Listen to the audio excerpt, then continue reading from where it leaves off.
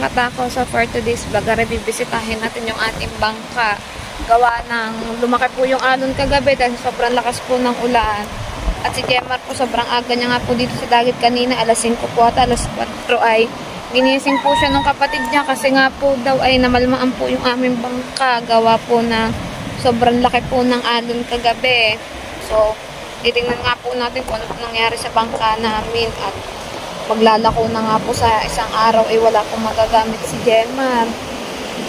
Naku po, putol po pala talagang kawawa po nangyari sa bangka ko. Guys, tingnan nyo nangyari sa aking bangka. Anong nangyari? Nakakaiyak. Po nangyari sa bangka ko. Tingnan nyo po. Putol din po ang kanyang, ayan, naputol po ang kanyang katig. Pareho putol. Lahat po. At putok po ang plywood, guys. At kailangan pala tupaltan talaga. Tingnan nyo po anong nangyari. Ayan, sirang-sira po palang aking bangka. Bakit naman ganito nangyari sa aking bangka? Malmang-malma. Kakaawa ang bangka ko.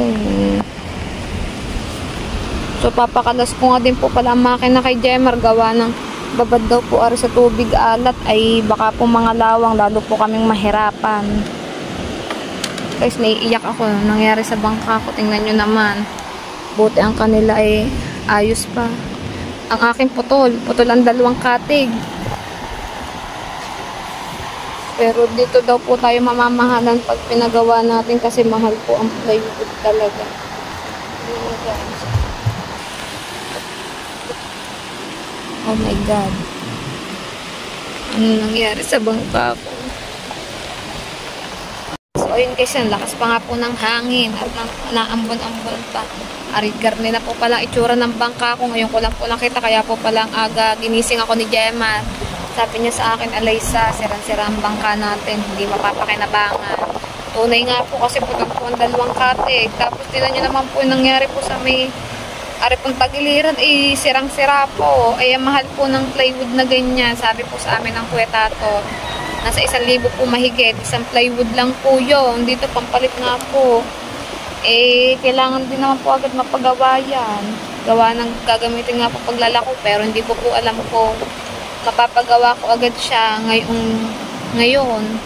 O sa susunod kasi, wala nga po akong hawak na pera ngayon dahil binili ko nga po ng washing nung isang araw. So, hindi ko pa sure kung kailan ba ito mapapagawa. Baka matagalan pa bago namin mapagawa ang bangka dahil ako lang naman po ang gagastos.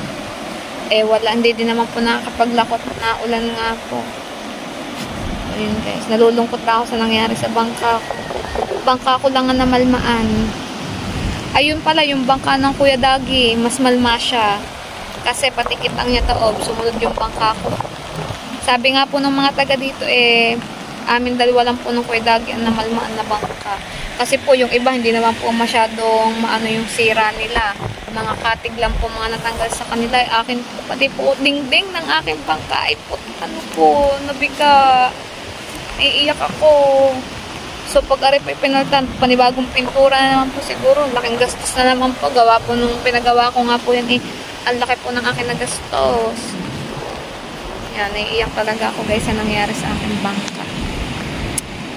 Kakaiyak. Diyos ko po, saan ba kami kukuha na ipapagawa muna na rin. At ano nga, wala mang hanap buhay si Gemma. Yan nga lang po pinagkakitaan namin ng paglalako. Tapos, yan, di pa nga po makakapaglako ngayon dahil nasira nga po ang ating bangka. Hindi ko po alam. Nai-stress na naman ako guys sa itsura ng aking bangka. Hindi ko lubos akalain na dahil sa lakas nga po ng inulan kagabi, ganito po ang mangyayari sa bangka ko. Papalitin talaga siya. Ako po wala mapapakinabangan sa aking bangka. Ayan ang makina guys, babad na babad siya sa tubig. So, kailangan din siyang baklasin na kasi. Sabi ng Kuya Jomar, pag pinatagal pa daw namin ito ng 2 days, ay lalo kami mahihirapan kasi mga ngalawang na yung loob ng makina. So, antayin kong Kuya JP, gawa na tatanggalin niya nga po aring makina. Gawa nga po, sabi ko nga po sa kuya, ikalasin na po para po hindi po kami mahirapan sa pagpapaayos, lalo gawa na baka mga lawang po, mas malalakihan po kami sa pagpapagawa. Mahirapan po lalo. Tanggalan ko JP ang ating makina. Wala na makina. Punong-puno daw yun ng tubig na madaling araw, sabi ko kay Jomar. Ano oras ako umuwi? Kano ka umuwi?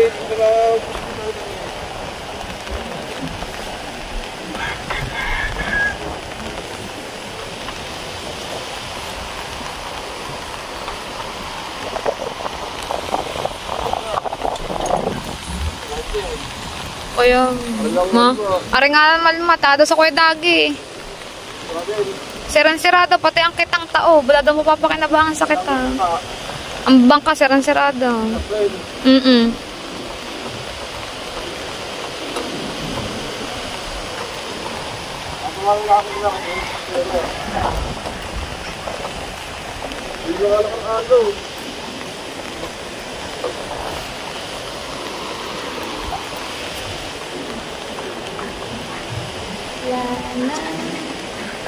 Yan, kinakasa ko jeep ating makina gawa ng kailangan itaas at dito na makapagin ako.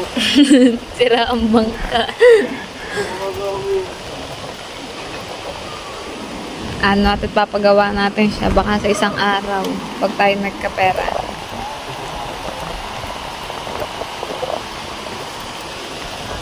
Puro buhangin.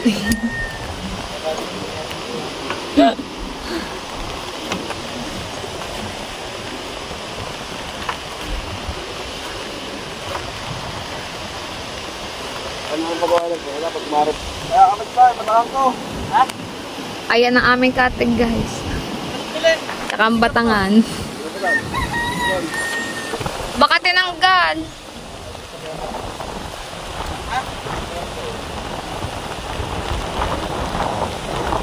Ayan ang batangan. At ang katig. Ang isang katig ay tol. Layo narating. Ay, masok ko na. Si Gemma. Usak mo. Oh, panibagong pintura ulit yan. Lahat to papaltanin. Sambuo. Sambuong.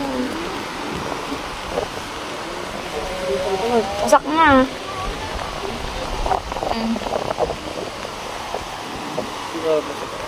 Wasak na wasak sa unahan.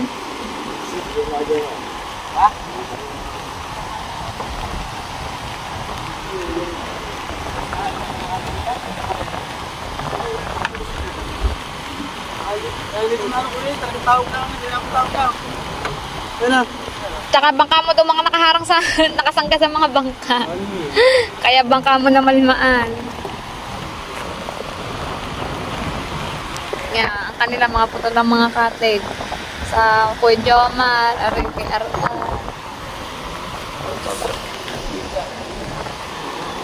Ano kami? Ara yung ating bukain. Nana si Totoy. Yan.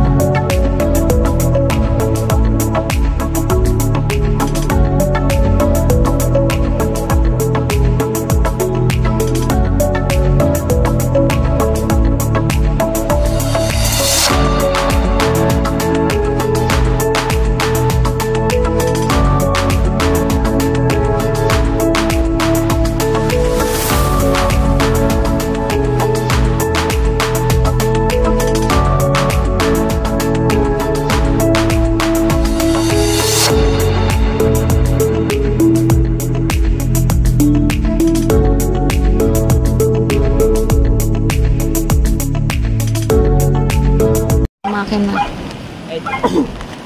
At lilinisin.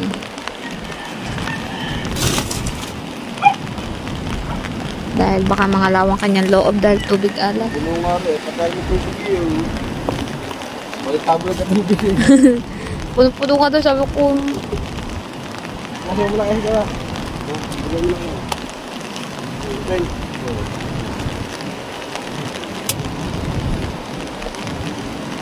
Wala na.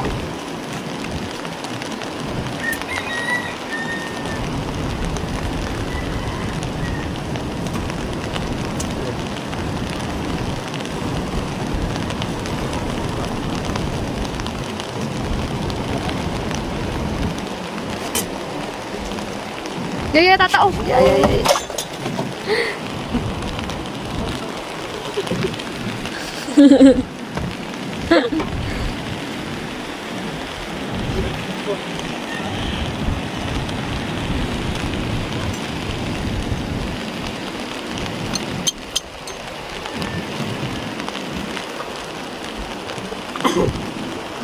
Puro buhangin.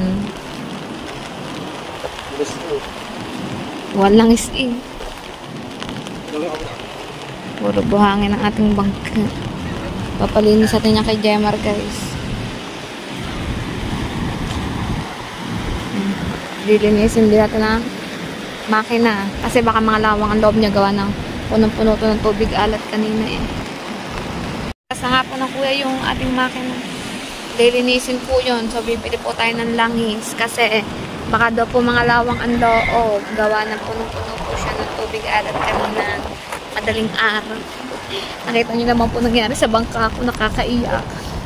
Hindi ko po alam kung paano umpisa ipagawa ang ating bangka. Akit na tayo guys dahil nalakas ng ulan. And guys, ito nga po tayo sa bahay. Umuwi na nga po tayo kasi naulan na po. At bawal po tayo mabasa ng ulan. So, andun po si Gemar tsaka po ang Kuya JP sa Aplaya pa kasi nilinis po yung makina natin. Gawa. Kailangan po daw talaga yung linisin. Baka po mga lawang po daw yung loob. Gawa ng babad na babad po talaga siya sa tubig dagat po. Nung madaling araw, punong-puno po daw yung bangka namin ng tubig. Sabi po ng Kuya Jomar, gawa. Sila po yung mga maaga po sa Aplaya. So, hindi po talaga ako makamove on sa nangyari sa bangka ko. Hindi ko po siya lubos maisip na gawa. Oo nga po, malakas po yung inulan kagabi pero hindi ko naman po inakala na lalaki po yung tubig ng dagat na gano'n na po pala yung nangyari sa aming bangka. Ang sarap-sarap po ng tinutulog namin tapos gano'n na po pala yung nangyari sa bangka ko. Yan, naiiyak lang ako. Gawa ng, syempre, ayun nga po ang gamit namin sa paghahanap buhay. Tapos ngayon nga po ay nasira pa po siya. So, hindi po makakapaglako paano na po ang aming hanap buhay niya. Patay po ang aming hanap buhay.